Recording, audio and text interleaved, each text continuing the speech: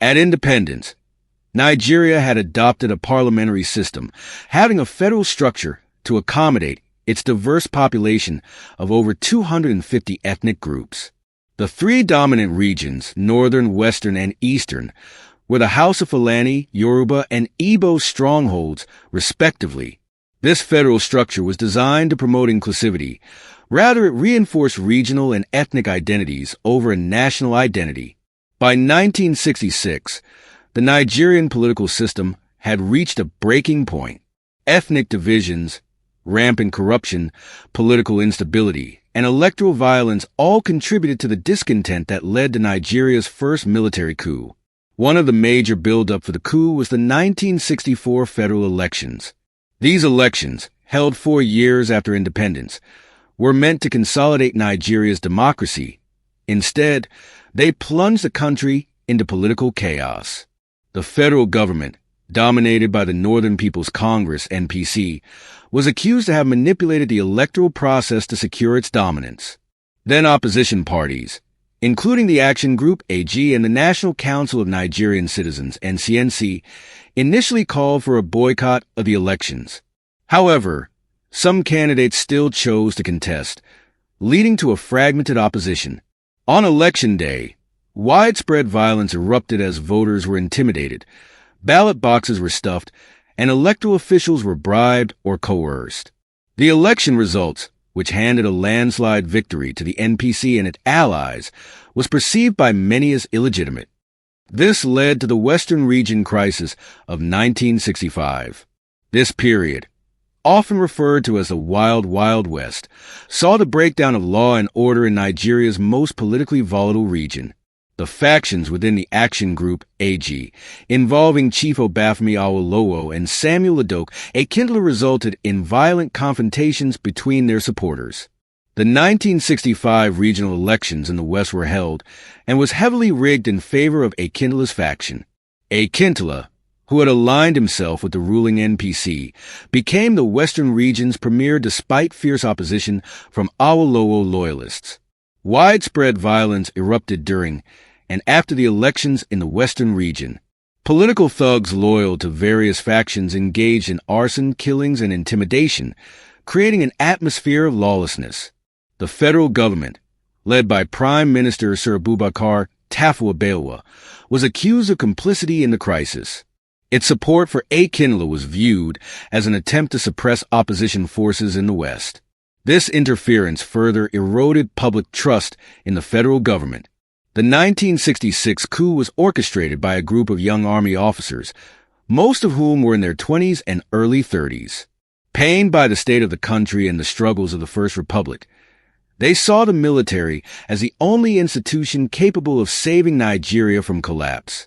These figures include Major Chukwuma Kaduna Nziagu, charismatic and disciplined Igbo officer serving in the northern region. Nziagu was the face of the coup.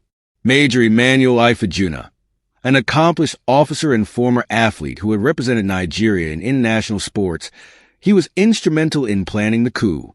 Major Adewale Ademoyaga, a Yoruba officer and one of the intellectual architects of the coup. Ademoyaga later authored the book Why We Struck, detailing the motivations behind the coup. Others include Major Humphrey Chukwuka and Major Donatus Okafor. The plotters were mostly Igbo officers, which later fueled accusations that the coup had an ethnic undertone, although the leaders insisted their motives were purely nationalist. It was carefully planned to be a nationwide operation, with coordinated attacks in major cities, including Lagos, Kaduna, and Ibadan. The plotters aimed to neutralize key political leaders and military officers to prevent any counter-coup efforts. They identified top political leaders who they believed were responsible for Nigeria's problems. These included Sir Ahmadu Bello, the Sardauna of Sokoto and Premier of the Northern Region, Sir Abubakar Tafawa Balewa, Prime Minister of Nigeria, Chief Samuel Ladoke Akintola, Premier of the Western Region. The coup plotters also targeted senior military officers they considered loyal to the existing government. These included Major General Johnson Aguiyi-Ironsi, the highest-ranking military officer and general officer commanding GOC, of the Nigerian Army, Brigadier Samuel Adamulagun, commanding officer of the 1st Brigade in Kaduna.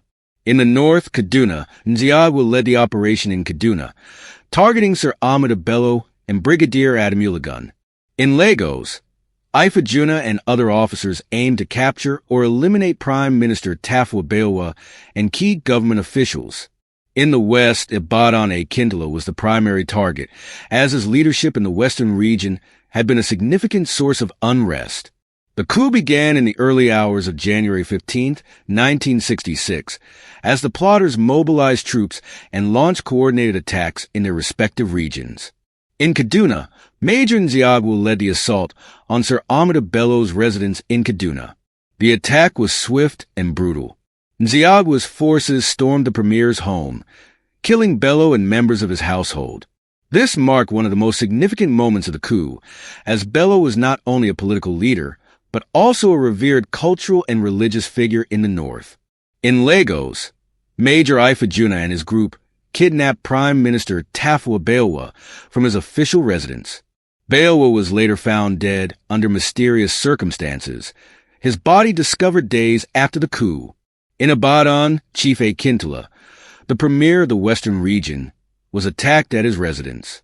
Akintola resisted, reportedly firing back at the soldiers before being overpowered and killed.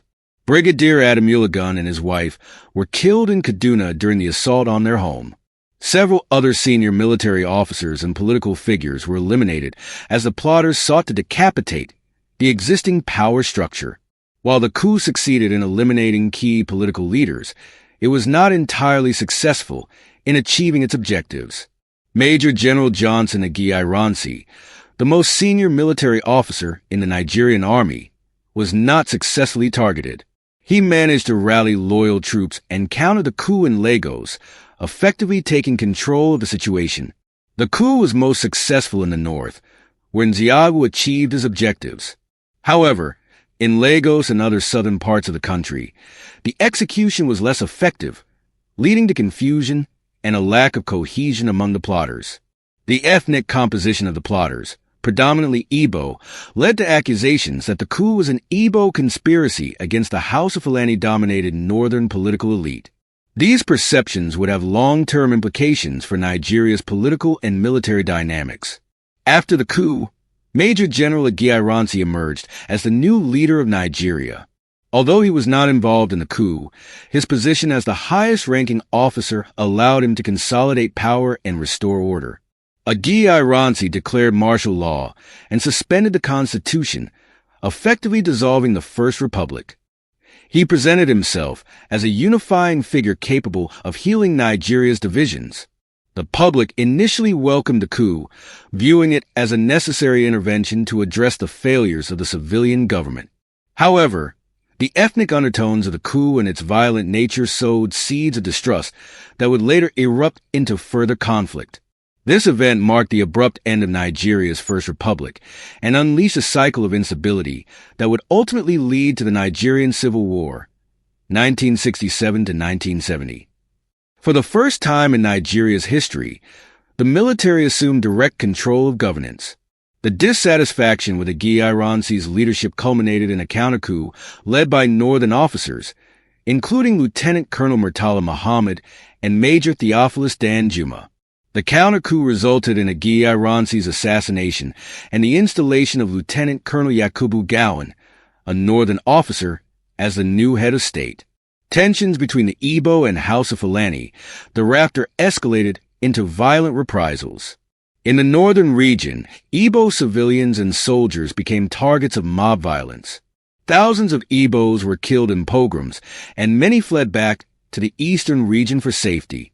By 1967, the eastern region, led by Colonel Odumegwu Ojukwu, declared independence as the Republic of Biafra. This declaration led to the Nigerian Civil War, a devastating conflict that claimed millions of lives. One of the most profound consequences of the 1966 coup was the exacerbation of ethnic tensions, which had already been a significant challenge for Nigeria as a multi-ethnic state. The coup also revealed the deep divisions within the country and the challenges of forging a cohesive national identity. Despite decades of independence, Nigeria continues to grapple with questions of unity, federalism, and equitable representation.